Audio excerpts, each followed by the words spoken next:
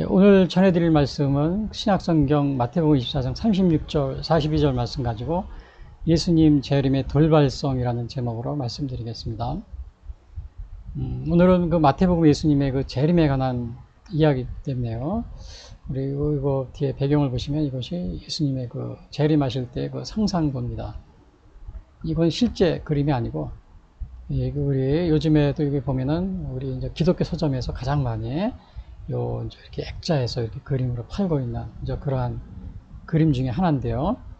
그리고 이제 오늘 또 요 예수님의 재림의 돌발성을 얘기하면서 제가 노아의 홍수 또 롯의 이야기를 제가 전해드리려고 하는데, 바로 이것이 이제 노아의 홍수 때 요 방주를 예비한 그러한 모습이고요. 그리고 요거는 이제 홍수 때 사람들이 방주에 들어가지 못한 사람들은 이렇게 다 죽게 되는 그러한 모습을 여기 우리가 보고 있습니다. 그리고 또 하나 이거는 이제 소돔과 고모라가 갑자기 불심판을 받은 그러한 모습인데요.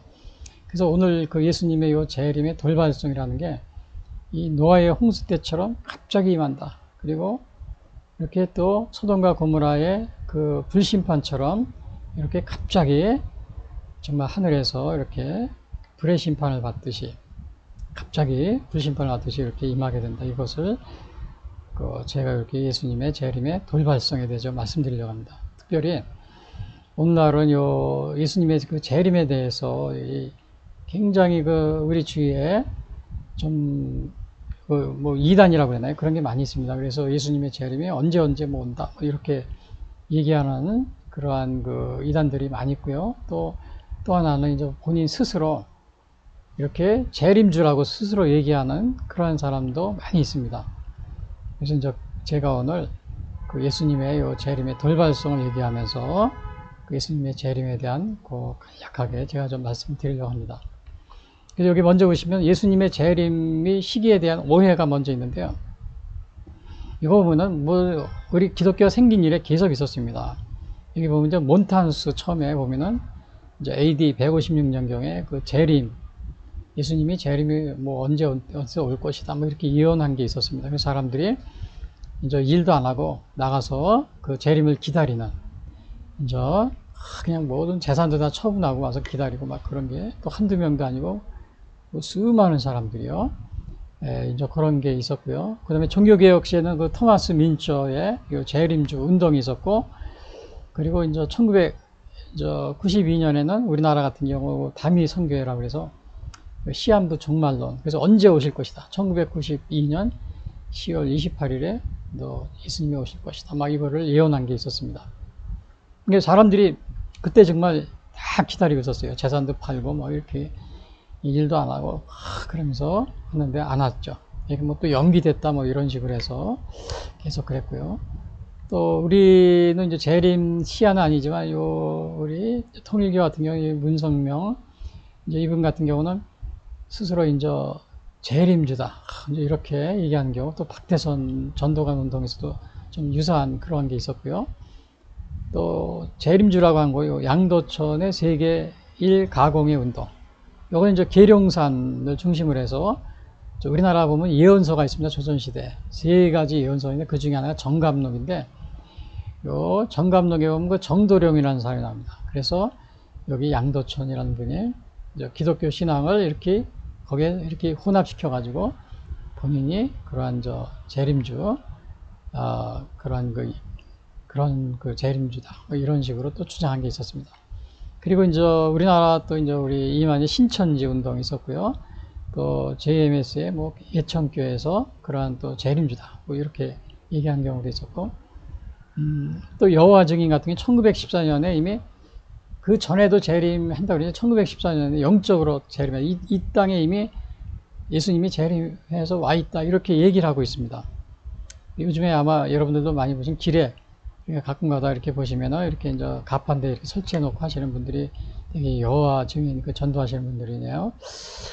이분들은 예수님을 피조물로 보고 하나님의 아들이지만 다 믿는데지만 하나님의 피조물이다, 최초의 피조물이다. 그래서 예수님의 이름으로 기도하고 막 그런다 그래요.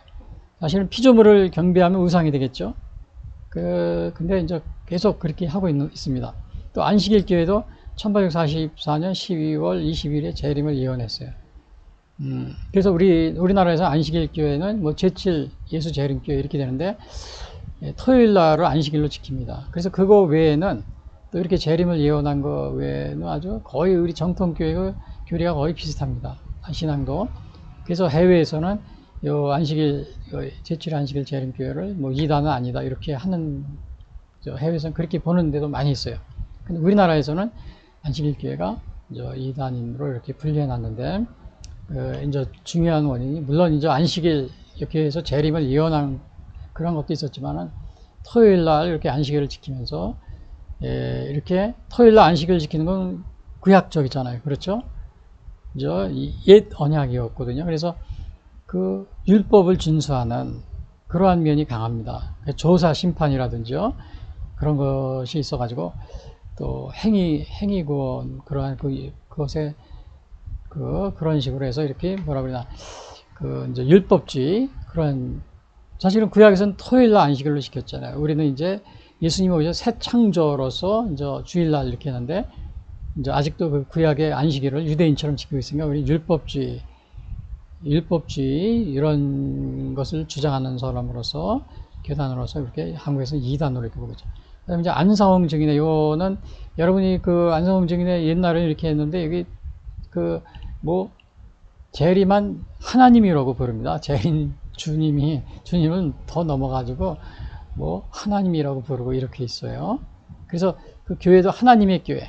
또 여기 이만희 신천지 그러면 사람들이 다 이제 알고, 그러니까 요즘에는 예수 교회, 예수 선교 이런 식으로 다 바꿨습니다.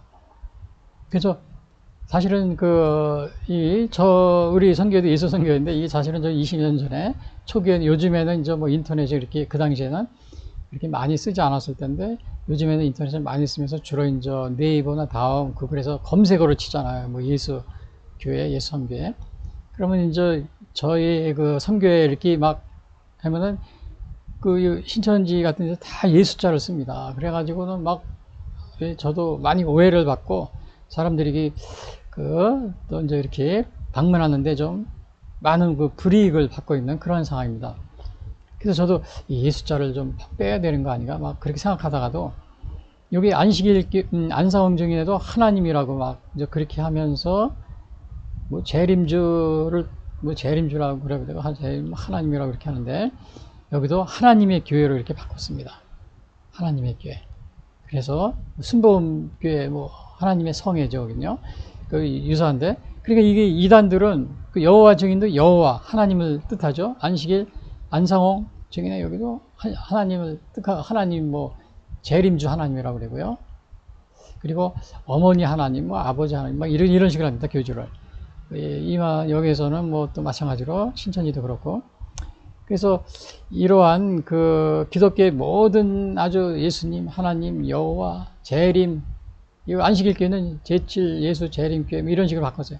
재림 이러한 좋은 이름들, 기독교를 상징하는 이름들이 다 완전히 이단들이 점령하고 있습니다. 그래서 요즘에 검색어, 이렇게 인터넷에 검색어 치면은 제일 먼저 이단 이렇게 이것들이 먼저 나옵니다. 나와가지고, 정말 우리가 선교하는데 이제 이렇게 많은 지장이 있어요. 사람들이 진짜로 여호와, 안식, 하나님 이런 걸 진짜로 바르게 전도하는 이런 사람들 것까지도 사람들이 회피하거든요. 이게 혹시 이단 아닌가. 그래서 지금 이런 상황이 되어버렸습니다. 그래서 저도 이름을 좀 바꿔야 되는 거 아닌가 이렇게 생각하다가, 우리 예수한테 그러다가, 아니다, 우리가 잃어버린 이름을, 가장 중요한 이름이잖아요. 예수님, 그 다음에 하나님, 여호와, 재림, 이런 거는 신천지, 사실 신천지도 여러분 좋은 이름입니다. New Heaven이라는 뜻이 있잖아요. New Heaven and Earth요. 요한계시록에. 이런 것들을 다 이단들이 빼앗아 갔는데, 여러분, 여러분들이 오해받더라도 이런 이름을 좀 사용하세요. 그래서 다시 찾아와야 됩니다. 우리가 하나님이 이렇게 이단들에게 빼앗긴 이름들이요. 그리고 이제 여기 보시면 근데 여기 재림주다 이런 사람이 많고, 심지어는 하나님이다 그런 사람도 있고, 또 이렇게 재림의 때를 이렇게 하는 이렇게 하고 그러는데, 우리 성경에서는 어떻게 했냐, 그 마태복음 24장에 보면 예수님이 그 말세 재림의 징조를 세 가지로 얘기하고 있습니다. 예? 말세 징조. 제가 여기서는 그 거짓 선지자만 하나 써놨는데, 사실은 그 24장에 보면은 말세의 징조 세 가지인데, 거짓 선지자들이 출현할 것이다. 여기 제가 써놨죠. 거짓 선지자의 출현이요. 예수께서 대답하여 이르시되 너희가 사람의 미혹을 받지 않도록 주의하라.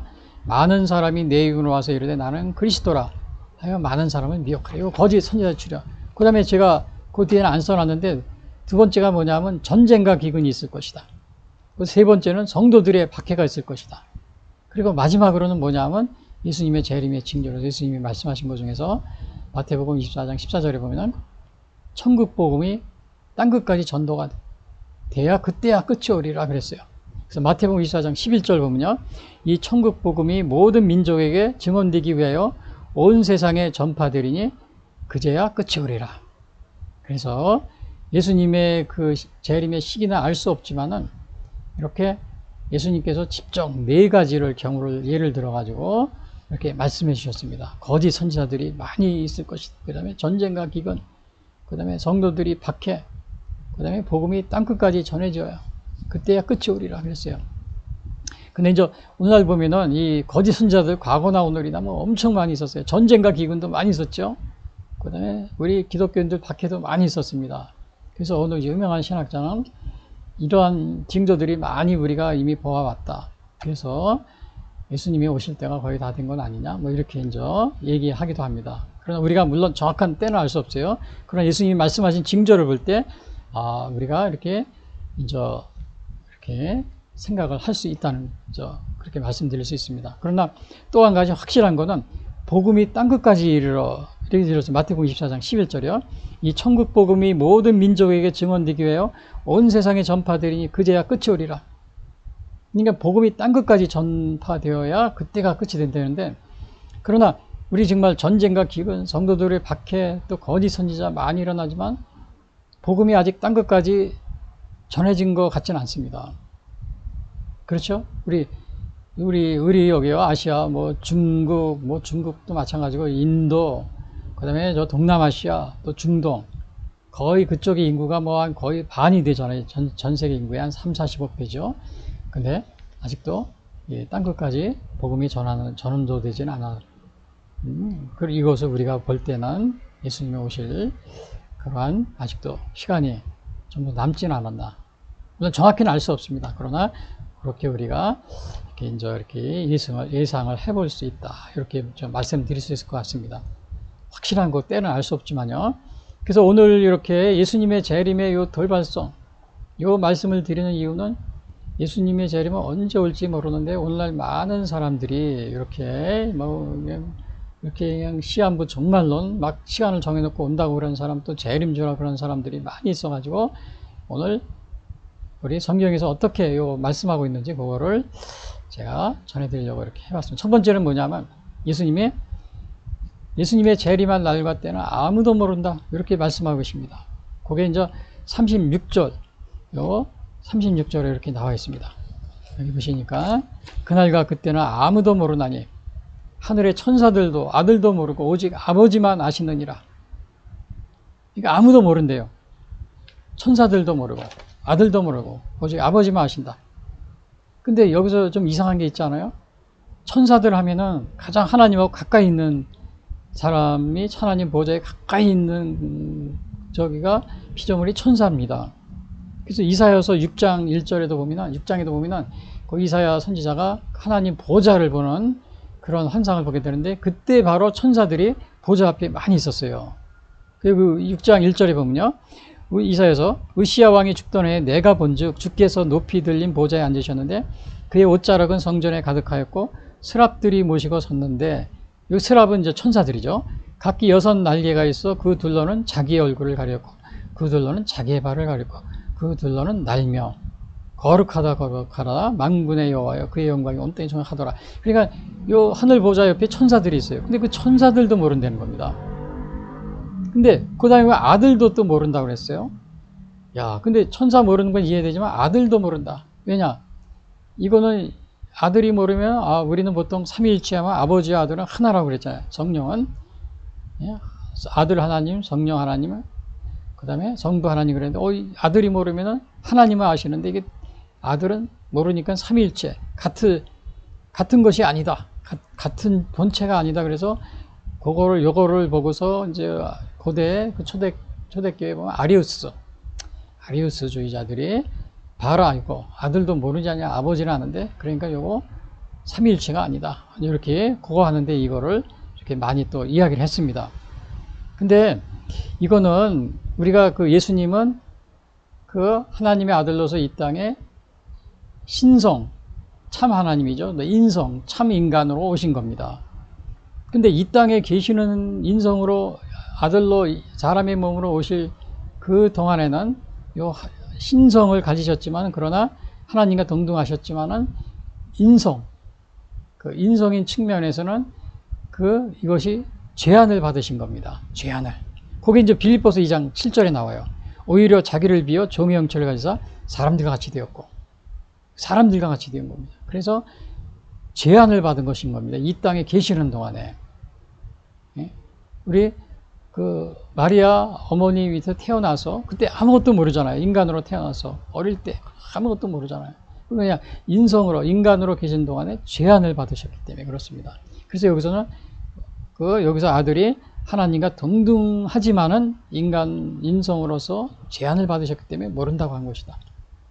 그런 면이 그렇게 한 건데, 요거를 봐라, 여기 아들은 모르지만 아버지는 알지 않느냐? 그러니까 삼위일체가 아니다.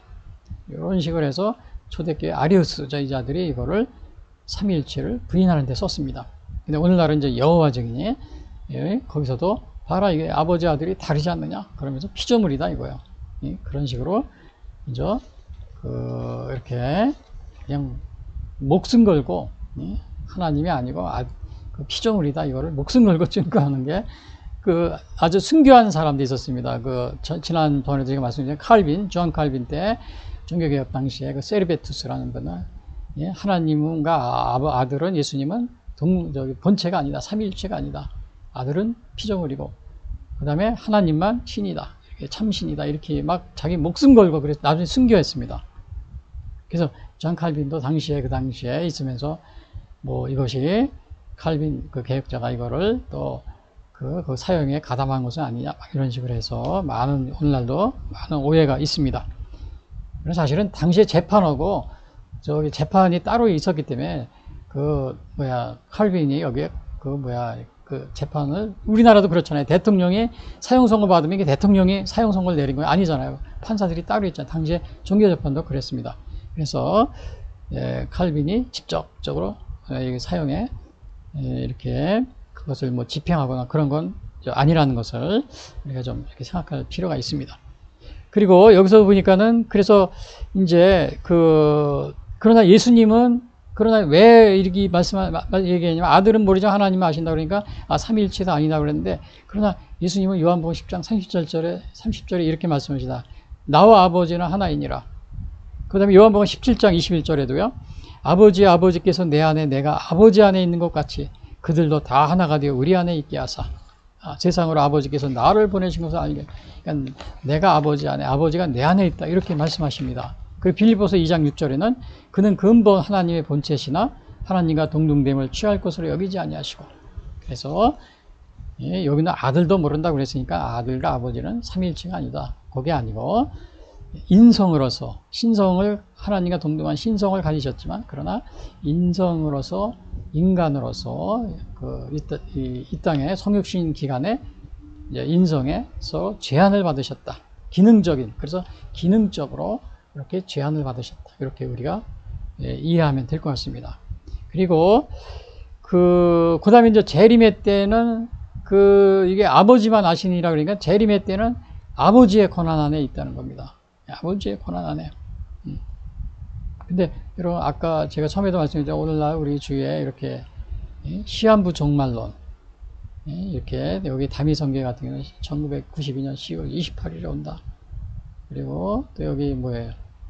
안식교 같은 경우도 안식교는 1884년 10월 20일에 재림할 것이다. 여호와 증인 1914년에 이미 영적으로 재림했다. 눈에 안 보이게. 안상홍 증인에서 1988년에 또 연기하고 또 1994년에 또 연기하고 1999년 계속 또 제가 여기 얘기 안 한 거죠. 중국 동강 번개파 여자 교주가 있습니다. 양스한빈요. 이게 재림주라고 여기 주잖아요. 중국에서 중국에서 이단 종파입니다. 이게 아마 우리나라에도 지금 와 있습니다. 중국 동방 번개파라고 합니다. 이거를. 그래서 요런 게 있다는 거예요.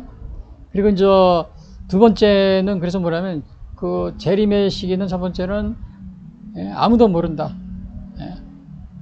아무도 모른다. 그런데 이제 오늘날 재림을 막 그 시간을 막 얘기하는 그러한 이단과 그 다음에 자신을 재림주라고 얘기하는 이렇게 얘기하는 사람들이 많이 있다고 그랬죠. 많이 있어요. 근데 사실은 이 재림의 날과 때는 아무도 모르지만 이것이 우리의 그 죽음, 우리가 죽는 것 시간과 때 하나님만 아시잖아요. 우리 하나님만 아시듯이 예수님의 재림에 하나님만 아시죠. 그런 것을 우리가 보게 됩니다. 그래서 그 다음에는 우리 두 번째 보면은 뭐냐면 여기 첫 번째가 이거 있고요. 두 번째는 이제 제가 여기 말씀드리는데 두 번째는 이겁니다. 예수님 재림은 노아의 때와 같이 갑자기 임한다. 그러니까 재림이 언제 우리에게 올 것이다. 그렇게 하면서 날짜를 정해주면 사람들이 어떻게 하겠어요? 노아의 때와 같이 인자의 임함도 노아의 때와 같을 것이다. 예수님이 날짜를 알게 되면 사람들이 어떻게 일도 안 하고 기다리겠죠. 계속해서. 그래서 실제로는 초대교회도 그 재림도 제가 아까 전에 말씀드린 수많은 사람들이 일도 안 하고 가서 기다립니다. 그리고 그 데살로니가 전서나 후서에도 보면 예수님의 그 사도 바울이 나무랍니다. 그 재림을 기다리고 있으면서 일도 안 하고 막 이렇게 재림만 기다리고 그런다고요. 그 데살로니가서의 사도 바울이 그거를 책망하고 있어요. 여기서 보니까 노아의 때와 같아 그랬어요. 노아의 때. 이것은 노아의 홍수가 어떻게 했어요? 갑자기 임했잖아요. 노아의 홍수가 갑자기 임했는데 여기 보시면은 요 노아의 때와 같이 홍수가 일어났는데 이 노아가 이거를 홍수를 120년 동안 올 것이라고 그렇게 이렇게 얘기를 했어요. 그런 사람들이 이게 무슨 소리냐고, 이게 맑은 날에 또 이렇게 좋은 날에 우리가 이렇게 잘 살고 있는데 재림은 무슨 재림이냐, 야 이게 무슨 홍수냐고. 홍수요? 그러면서 있다가 결국은 이렇게 다 죽게 되는, 그래서 그냥 사람들이 이미 이제 문이 닫히면 다시 열리지 않는다, 이런 걸 이렇게 여기서 얘기해요. 노아의 때와 같이 인자의 맘도 그럴 것이다.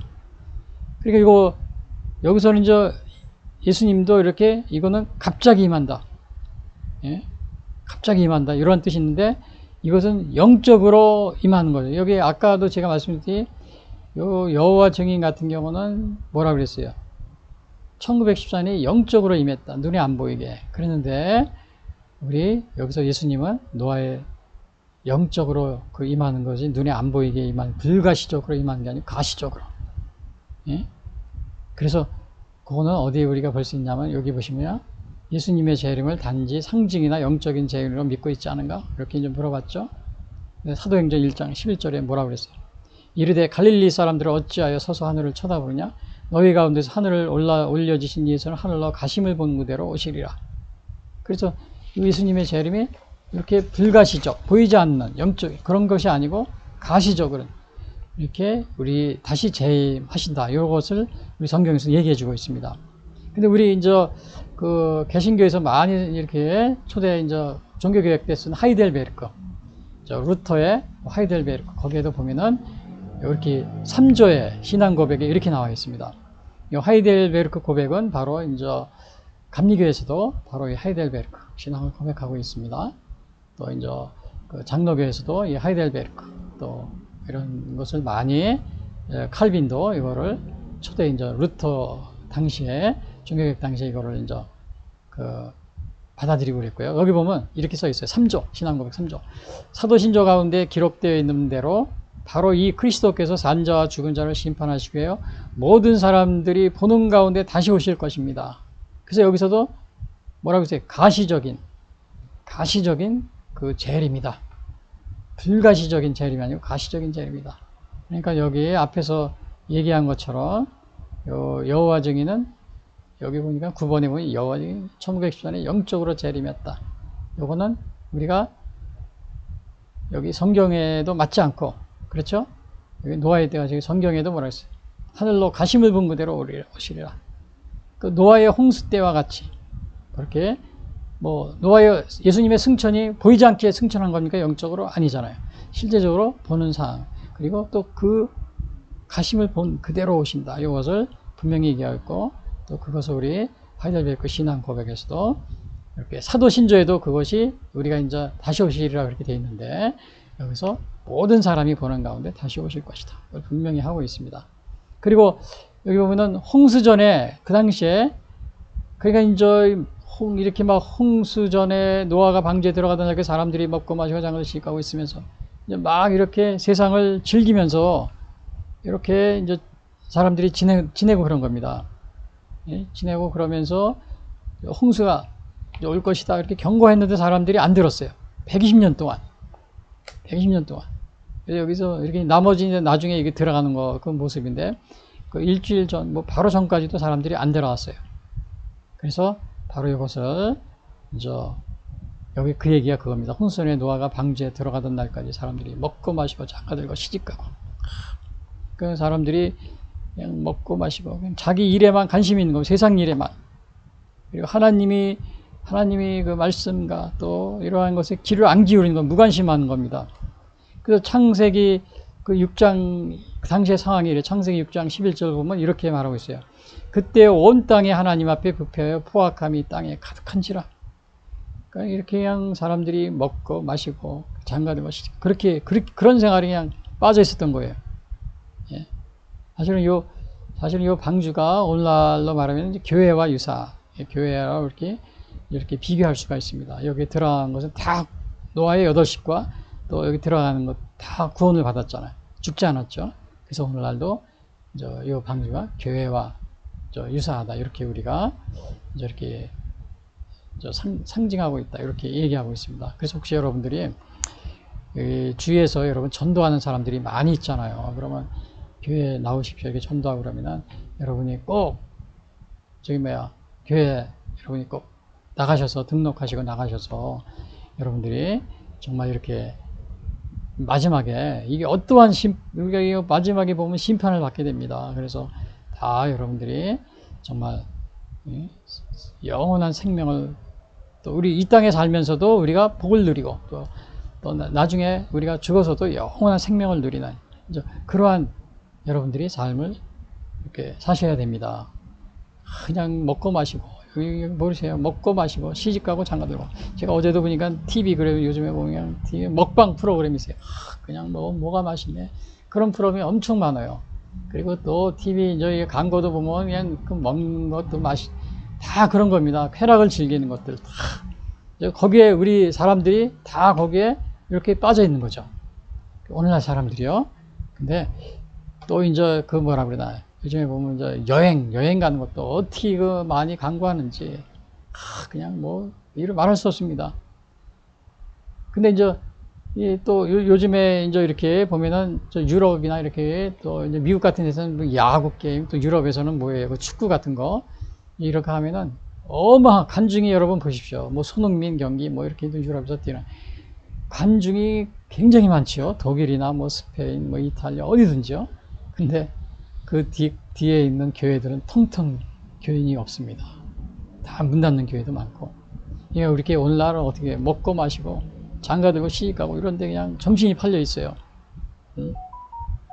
그래도 그 프랑스 올림픽 어제 이제 개막했지만은 거기도 보면은 사람들이 그냥 그 올림픽에 그냥 구경하려고 엄청 많이 또 방문도 하고 그러지만 이렇게 하나님의 말씀을 듣는데 또 교회에 참석하는데 이런 데는 등한시합니다. 전혀 관심이 없어요.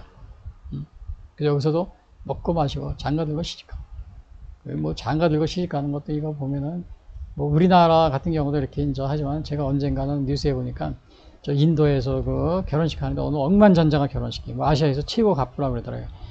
그런데 그 결혼식에 얼마를 썼냐면 1,000억을 썼다 그럽니다. 그래서 세계 유명 인사들이 다 초청했어요. 나중에 보니까 우리나라 이재용 삼성전자 물론 거기에 공장이 있으니까 초청했으니까 갔겠죠. 그러나 또 영국의 총리라든지 빌 클린턴 다 유명한 사람들도 많이 참석하고 그랬더라고요. 돈이 많으니까 많이 후원도 해주고 그랬으니까 아마 간 것 같아요. 그러니까 오늘날 이렇게 먹고 마시고 시집가고 장가가고 여기에 다 팔려 있어요. 거기에만 집중해서 회개하는데 또 하나님 말씀을 우리가 듣고 예? 이렇게 또 방주에 들어가야 되는 이런 거는 관심이 없는 겁니다. 이런 건 관심이 없고 그래서 여기 또 보시오. 라스베가스 제가 그리는 걸 의미하는데 여기 향락의 도시라고 그러잖아요. 향락의 도시. 그냥 저는 안 가봤습니다. 여기 미국에 뭐 10여 년 이상 있었지만 제가 여기 안 가봤는데 갔다 오신 분들 얘기 들으면 예? 이 주위에 보면은 그 도박을 돈을 잊어버리고서는 그냥 돈이 없어가지고 갈 곳이 없고 노숙자가 돼가지고 여기 이 근처에 많이 거한다고 그럽니다. 그 뭐 지하 터널 같은데도.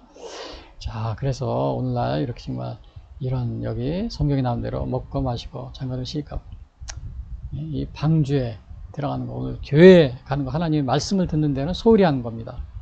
소홀히 이렇게 이런 식으로 여기 그래서 여기 이제 이렇게 이런 말이 있습니다. 바벨론이 이제 멸망하기 전인데 그때 바벨론이 심판을 경고했습니다. 선지자가 그때 이사야서 22장 13절에 이런 말이 합니다. 너희가 기뻐하며 즐거워하여 소를 죽이고 양을 잡아 고기를 먹고 포도주를 마시면서 내일 죽으리니 먹고 마시자 하는도다. 주 만군의 여호와의 말씀이니라. 바벨론이 너희들이 바벨론 나중에 이제 멸망하죠. 이스라엘을 물론 이렇게 멸망시켰지만 근데 이제 이렇게 먹고 마시고 내일 죽으리니 먹고 마시자. 포도주를 먹고 마시고 고기를 먹고 막 그러기만 한다는 거죠. 너희들이 멸망하는 줄도 모르고. 그래 실제로 멸망했습니다. 멸망했어요. 그리고 여기 또 보시면은 이제 여기 보시면은 홍수가 나서 그들을 다 멸하기까지 깨닫지 못하였으니 인자의 맘도 이러하리라. 다 죽었는데도 그냥 막 이렇게 들어오라 그럴 때 안 들어오는 겁니다. 여기 120년 동안 이 방주에 들어오면 하나도 안 들어와요. 콧방귀만 끼고 오늘날로 말하면은 무시하는 걸 뭐라 그래? 콧방귀만 끼고 그러다가 그냥 향락을 먹고 마시고 막 시집가고 장가가고 이렇게 향락을 즐기다가 마지막에 이렇게 이게 어떻게 됐어요? 다 멸하기까지 깨닫지 못했다. 막 이게 이때서야 이제 살려달라고 아우성치는 겁니다. 여기 보세요. 살려달라고 아우성치. 소돔과 고모라 얘기도 나와요. 근데 여기 마태복음 안 나오지만 소돔과 고모라도 이걸 경고를 했어. 그냥 여기는 이제 동성애 같은 엄청난 그 음란죄 판을 쳤습니다. 그 중에서 이제 그 동성애도 특별히 여기에 있었는데 그래가지고는 하나님이 이렇게 불의 심판을 하늘에서 비오듯이 불이 내렸다 그랬어요. 비오듯이. 그래서 이거 소돔과 고모라 불심판을 받는 이제 그런 모습인데 이제 이때는 깨달아도 늦은 거죠. 이건 뭐 이거 늦은 거죠. 이때는 이렇게 되기 전에. 그래서 여기서 뭐라고 했어요? 깨닫지 못했다고 그랬어요. 다 멸하기까지. 그리고 인자의 임함도 그러하리라. 응? 인자의 임함도. 그러니까 여기서 우리가 그 중요한 거는 뭐예요? 깨닫지 못했다. 여기서 주의할 것은 깨닫지 못했다. 홍수가 나봐야 그때서야 이제 이렇게 막 살려달라고 아우성치는 늦은 거죠. 사실은 제가 이게 신앙적인 얘기인 건 아니지만 특별히 우리나라 같은 경우는 이 부정선거 이거를 빨리 이거를 부정선거를 이거 수사하고 그래서 이거를 선거 개혁을 하라고 그냥 전자개표기 들은 10년이 넘어서 2010년도부터 계속 그때부터 점점 이거 막 기술을 개발 막 이렇게 하다가 이제는 아주 도 같았습니다. 저 부정선거 하는데 도 같아가지고 완전히 지금 우리나라가 부정선거로 이거 그냥 놔두면 망하게 되니 계속 경고를 해도 여기 아무런 반응도 없습니다. 특히 윤석열 대통령 이번에 저 국민의힘도 대개 피해를 보았는데도 전혀 그런 거 개혁할 그런 의지도 없고 아무것도 없어요.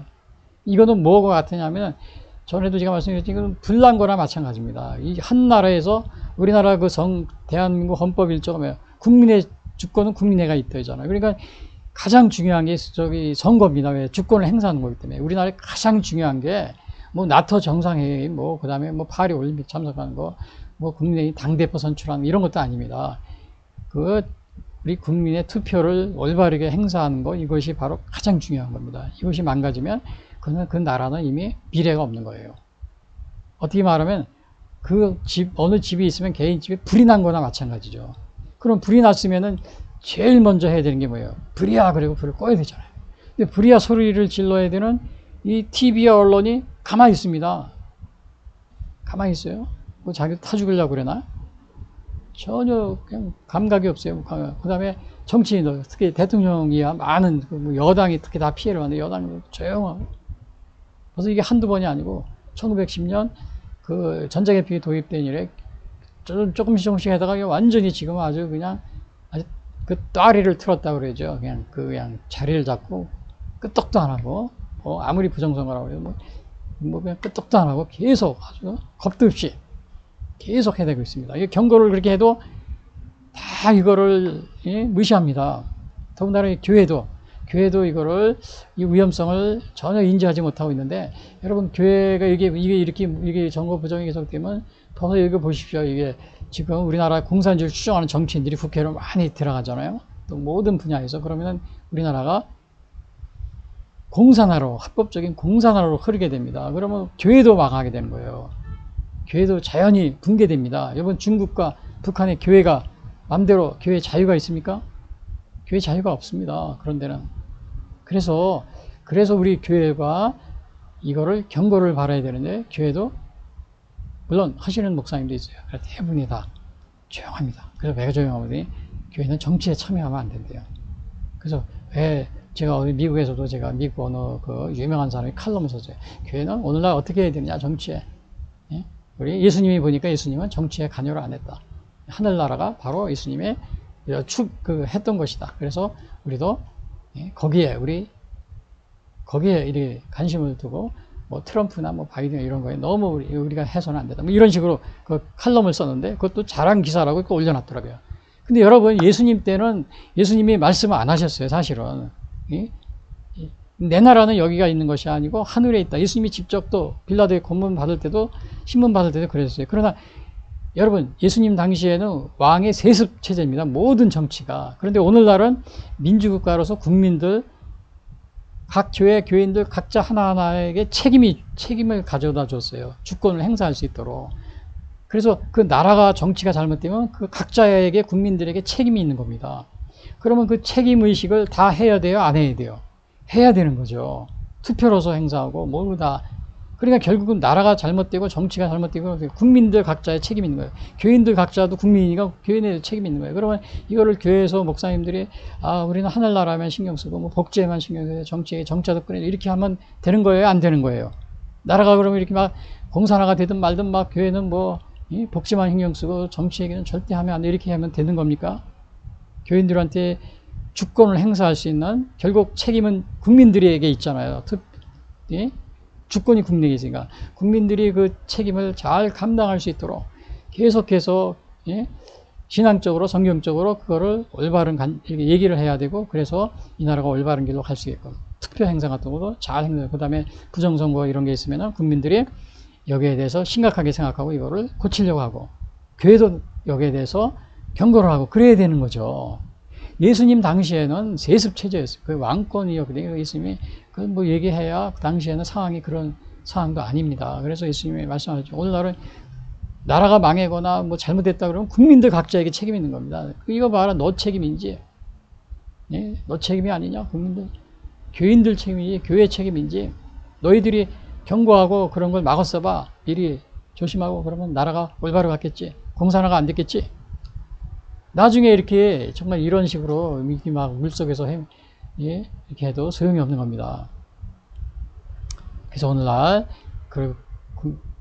국민들이 이것에 신경을 안 쓰니까 뭐예요. 국회가 지난번 선거 부정의로 됐잖아요. 4월씩. 국회에 가서 그 사람들이 가짜 국회의원들이 국회에 가서 지금 무슨 일을 벌이고 있습니까? 매일 가자마자 대통령 탄핵, 뭐 김건희 탄핵, 뭐 최상목 막 이렇게 나라를 뒤집어 놓고 있잖아요. 예? 사실은 윤석열 대통령이 이거를 적극적으로 나서서 부정선거를 이거를 그렇게 얘기하고 이거를 수사를 지휘해라 이렇게 해도 전혀 뭐 저 해외 나가서 뭐 나토 순방 잘했네 무슨 뭐 원전 뭐 이렇게 수주했네 이런 거 그냥 막 신경 쓰는데 그 내 집안에 불이 붙은 내 집에 불 붙은 거 불은 안 끄고 뭐 이번에 한동훈 뭐 비상대책 그것도 마찬가지입니다. 마찬가지. 국민의힘이 피해를 입었는데도 전혀 당대표 선거할 때도 전혀 신경도 안 써요. 이렇게 이제 이런 상황이 돼가지고 또 나중에 이와 같이 여기서 뭐라 그랬어요? 노아의 때와 같이 이게 뭐라 그랬어요? 홍수에서 그들을 다 멸하기까지 깨닫지 못해. 대한민국이 멸망할 때 뭐 공산화가 돼야 그때 정신을 차릴 겁니까? 뭐 이런 식으로 살려달라고? 예? 이런 식으로 살려달라고 공산화가 되고 나서 어떤 분은 그러니까 뭐 베트남 뭐 공산화 됐는데 잘 산다. 여러분 베트남이 1890년대까지도 공산화를 밀고 나가다가 나중에 할 수 없으니까 미국하고 손을 잡은 겁니다. 그 자기들 버리겠다고. 그러나 근본적으로 공산주의 사상은 버리지 않고 있어요. 정치 체제는 중국하고 똑같습니다. 그래서 베트남도 리틀 차이나입니다. 그래서 우리 여러분 거기는 신앙의 자유가 없어요. 지금도 교회가 마음대로 선교하는 거 할 수 없습니다. 그게 뭐 우리도 그렇게 통일하면 되는 게 아니야. 이런 식으로 생각하는 사람들이 많이 있어요. 패트릭 켈리를 미국의 패트릭 켈리 자유가 아니면 죽음 달라 그랬잖아요. 그러한 우리가 그러한 것을 정말 우리가 또 비교하고 또 이렇게 자만하고 또 이렇게 그러고 있을 때가 아닙니다. 그래서 여기 보시면은 예수님 재림 노아에 갑자기 임하는데 근데 사람들은 이렇게 무뎌졌습니다. 왜냐? 말세가 되면 죄악으로서 영적 간격이 묻어지기 때문에. 그래서 여기서 이렇게 나옵니다. 너는 이것을 알라. 말세에 고통하는 때가 이르니 디모데후서 3장 1절. 사람들이 자기를 사랑하며 돈을 사랑하며 자랑하며 교만하며 비방하며 부모를 거역하며 감사하지 않으며 거룩하지 않으며 부정하며 원통함을 풀지 않으며 모함하며 절제하지 못하며 사나우며 배신하며 조급하며 가만히 거만하며 쾌락을 사랑하게 하나님 사랑보다 더 사랑하고 경건의 모양은 경건의 능력은 부인하는 자니. 그래서 이게 이렇게 되다 보니까 어떻게 돼요? 영적 감각이 무뎌지는 겁니다. 그래서 막 이렇게 경고를 해도 이 불의 심판이 내릴 것이다. 이게 망할 홍수가 아무리 경고를 해도 이게 멸하기 깨닫지 못하는 겁니다. 그래서 깨닫지 못하는 거예요. 그리고 또 여기 뭐가 있어요? 오히려 예수님이 재림한다고 이걸 조롱을 합니다. 먼저 이것을 알지니 말세에 베드로서 3장 3절. 조롱하는 자들이라서 자기의 정욕을 따라가며 조롱하여 이르되 주께서 강림하신다는 약속이 어디 있느냐? 조상들이 잔으로부터 만물이 처음 될 때가 그냥 있다니. 그러니까 이 우주 만물이 그대로 있는데 뭐가 무슨 예수님이 재림해서 뭐 심판을 하고 그래? 그런 게 어디서? 그리고 막 조롱한다는 겁니다. 아침이 되면 해가 뜨고 저녁에 해가지고 뭐 또 이렇게 막 눈이 오고 비가 오고 또 시집가고 장가가고 뭐 이렇게 잘 사는데 무슨 말이야? 뭐 이렇게 얘기하면서 조롱하는 거죠. 그래서 마지막에 뭐예요? 예수님 재림 시에 영벌과 영성의 결정기으로 깨어있죠. 이렇게 했는데 이건 여기서 이제 재림 시 어떤 일이 벌어지냐. 그때 두 사람이 밭에서 한 사람은 데려가도 한 사람은 버려둠을 당할 것이요. 이렇게 얘기합니다. 그래서 요거는 재림이 될 때는 영생과 영벌이 결정된다. 알곡과 가라지가 이렇게 나뉘어지듯이요. 근데 어떤 분들은 요거를 휴거라고 생각하는 사람이 있어요. 휴거.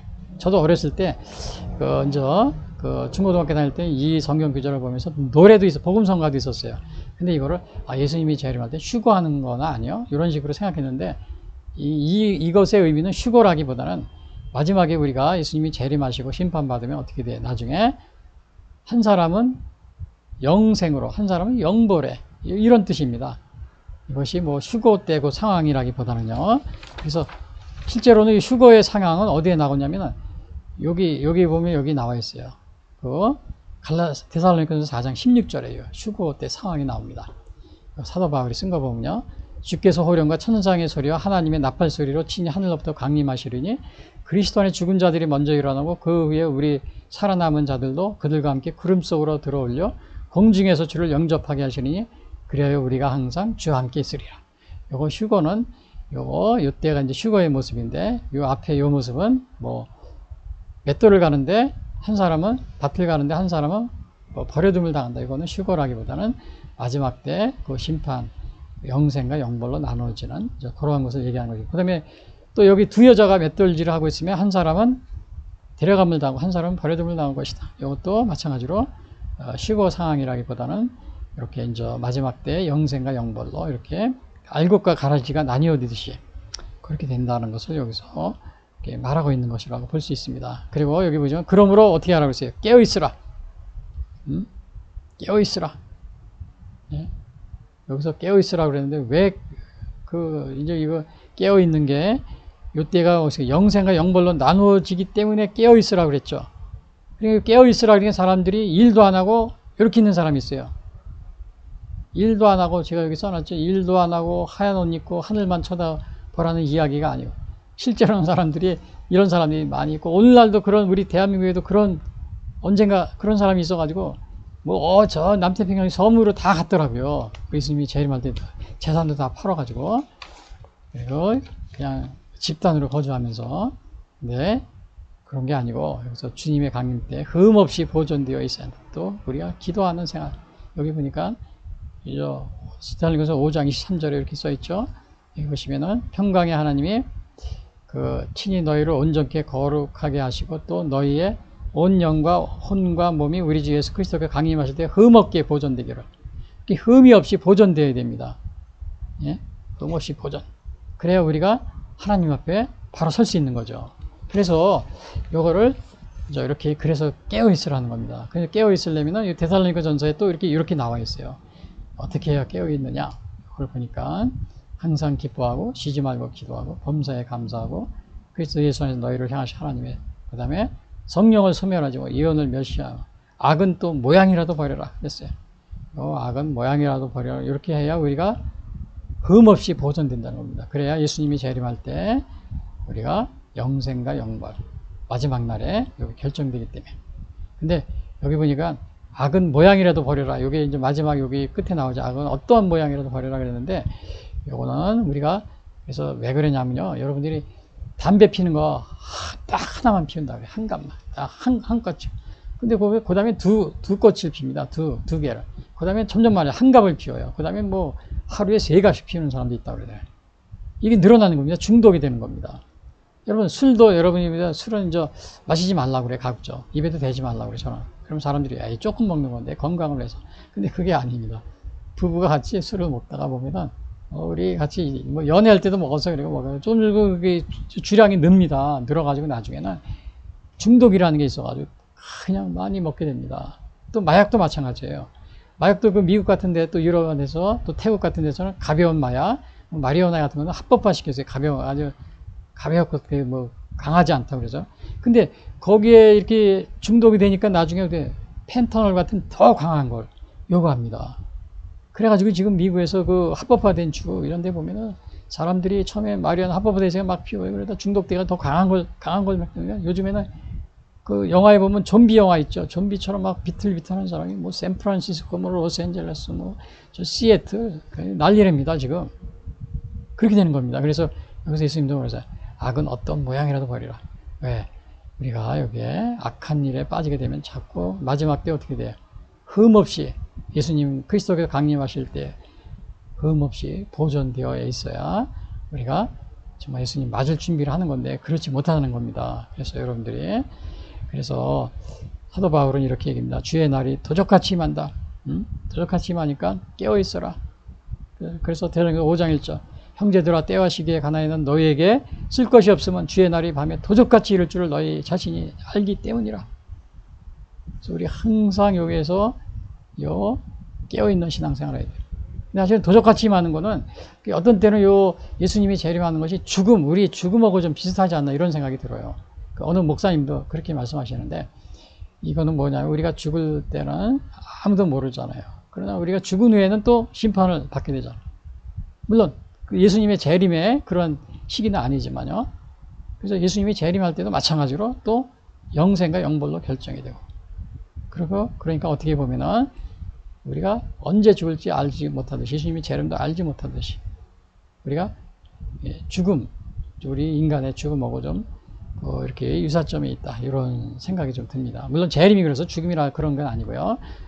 때를 알 수 없기 때문에 이제 제가 그런 말씀을 드립니다. 그래서 여러분들 혹시 깨어있는 신앙생활을 하고 있습니까?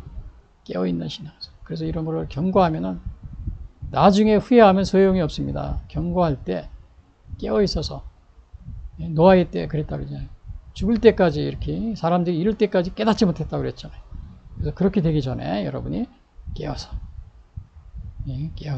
예수님 맞을 준비를 하는 것이 좋습니다. 또 깨어있으라 그러니까 아까도 얘기했죠. 하얀 옷 입고 일도 안 하고 재산 다 팔고서 뭐 하늘만 쳐서 기다리고 그런 사람이 있어요. 그렇게 하지 말고, 예, 우리가 아까 제가 여기서 얘기했죠. 어떻게 하면 깨어있느냐요. 항상 기뻐하고 쉬지 말고 기도하고 범사에 감사하고 성령을 소멸하지 말고 이런 생활을 하라고 그랬죠. 그래서 여기 보시면은 그 남유다의 그 임박한 멸망할 때 선지자들이 경고를 안 하고 경고를 안 합니다. 평안하다. 제사장들도 막 그렇게 얘기를 했어요. 그래서 에레미야 6장 13절 이는 그들이 가장 작은 자로부터 큰 자까지 다 탐욕을 부리며 선지자로부터 제사장까지 다 거짓을 행함이라 그들이 내 백성의 사치를 가볍게 여기면서 말하기를 평강하다 평강하다 하나 평강이 없도다. 유다가 멸망하기 전에 그 제사장과 선지자들이 다 평강하다. 그냥 먹고 마시고 시집가고 장가가고 막 그런데도 그 멸망이 다가오는 거를 경고를 안 해주는 겁니다. 그래서 그냥 완전히 남유다가 다 나중에는 저렇게 멸망을 했죠. 그래서 우리가 이렇게 깨어 있어야 된다. 그런데 우리가 또 신앙생활 아니지만 제가 앞에서도 얘기했지만 정치적으로 얘기하면 특히 지금 우리나라 같은 경우 가장 문제가 부정선거인데 이 부정선거 이거를 빨리 선거 개혁을 하고 또 대통령 이하 또 많은 여당 대표들 또 정치인들이 이거를 또 선거관리위원회 사법부 이런 정신을 차리고 이거를 개혁을 하라고 자꾸 경고를 해도 전혀 듣질 않습니다. 이렇게 나중에 나라가 망하고 그다음에 교회가 붕괴되고 교회도 경고를 안 해요. 여기 제사장이 뭐라 그랬어요? 선지자 제사장도 다 거짓을 평안하다 평안하다. 뭐 종전선은 평화통일 뭐 이런 것만 외치고 있죠. 예? 그렇게 우리가 하고 있지는 않은가. 그래서 제가 오늘 요약해 본 이겁니다. 예수님이 재림할 날 때는 아무도 모른다. 예수님이 그러셨죠. 그래서 시한부 종말론 우리 그 하는 사람 우리 많이 있다고 그랬죠.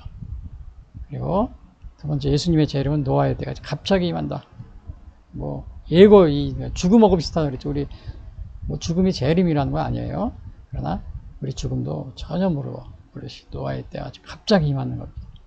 그리고 세 번째는 예수님이 재림시 영별과 영생의 결정 깨어있자. 그래서 깨어있는데 이것도 우리가 그렇다고 해서 뭐 하얀 옷 입고 일도 안 하고 하늘만 쳐다보고 뭐 또 재산 다 팔고 거기에 나가서 그렇게 하라는 건 아니고요. 결론적으로 말씀드리면 예수님의 재림의 날과 기한은 하나님 아시는 일이므로 노아의 때와 같이 갑자기 예고 없이 임하게 될 예수님의 재림에 대비하여 깨어있어 주님 맞을 준비를 게을리 하지 말자. 그래서 이거는 지금 한 걸 요약한 겁니다. 그리고 두 번째는 주님 맞을 준비를 하며 깨어있자고 하니까 시한부 종말론에 현혹되어 일도 안 하고 재산도 다 처분하고 하늘만 쳐다보는 일이 없도록 주의하자. 여러분들이 이렇게 그런 사람이 우리 유혹하는 사람이 많이 있어요. 그래서 어떤 분이 재산도 다 팔아넘기고 예? 다 바치고 어느 뭐 사이비 교주한테 그렇게 하면 여러분들이 현재 처한 위치에서 열심히 맡겨진 바 열심히 일하시고 교회 생활, 기도 생활, 또 신앙 생활 하시면서 하면 됩니다. 예? 여기에서 일도 안 하고 다 처분하고 재산도 팔고 이렇게 사이비 교주한테 속아가지고 그렇게 해서는 안 됩니다. 세 번째. 3번 3입니다. 우리 주의 재림주라고 자칭하고는 예수님의 재림이 벌써 이 땅에 영적으로 임하여 통치하고 있다고 하는 일부 그릇된 사람들의 주장에 현혹되지 말자. 이것도 마찬가지라고 그러죠. 재림주라고 하는 사람이 너무나 많이 있어요. 우리 주위에. 예, 앞에서도 제가 말씀드렸죠. 그런데 현혹되지 마시기 바랍니다. 그리고 마지막 네 번째 예수님의 재림과 관련해 종말론에 많은 문제가 발생하니까 종말론 포비아.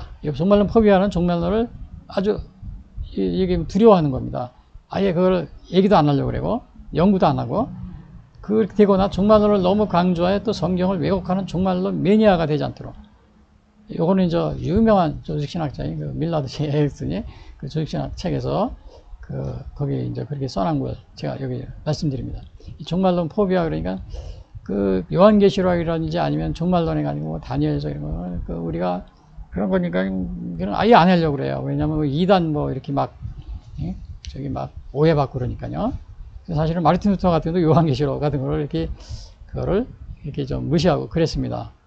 그런데 그러다 보니까 우리 이게 이 종말론 포비아 강하다 이렇게 교회에서도 잘 안 하려고 그러니까 이단들이 여기 요한계시록 뭐 그다음에 다니엘서 뭐 이걸 가지고 그냥 막 그 날짜를 계산하고 언제 온다 그러면서 재림주라고 막 그러는 겁니다. 그래서 뭐 동방에 계시록에 보면 뭐 동방에서 뭐 떠오른다 막 나온다 막 그런 얘기예요. 그러니까 우리나라가 동쪽에 있잖아요. 해 뜨는 곳에서 나온다 그래. 자기가 해 뜨는 곳이 아니고 내가 재림이다 하나님이다 막 이런 사람들이요. 그 요한계시록에 나오는 거. 그리고 이게 정말로 매니아가 이제 또 그렇게 해가지고 그냥 요한계시록 그냥 그 종말론만 가지고 그냥 그거 가지고 선전하고 그냥 이상하게 이 재림주라고 그래요. 또 막 그런 사람들이 많이 있어요. 그래서 오늘 여러분들이 그 이렇게 오늘 우리 예수님의 재림의 돌발성 제가 이렇게 봤는데 오늘 예수님의 재림의 돌발성 이걸 통해서 정말 예수님이 언제 오실지 우리가 알 수가 없어요. 알 수가 없지만은 그러나 우리가 그 노아의 때와 같이 또 롯의 때와 같이 갑자기 임하니까 우리가 준비하고 깨어있어 준비하고 예수님 마저 준비를 하자. 여기서 조심할 것은 깨어있다 그러니까 다 재산 팔고 그냥 하늘만 쳐다보고 하얀 옷 입고 그냥 그렇게 하라는 게 아니고 우리가 우리 신앙생활 또 내 맡은 일 직장에서 또 교회에서 성실하게 하면서 기도생활 하면서 그것이 우리 신앙 예수님 맞을 준비를 하는 겁니다. 우리 다 같이 기도하겠습니다.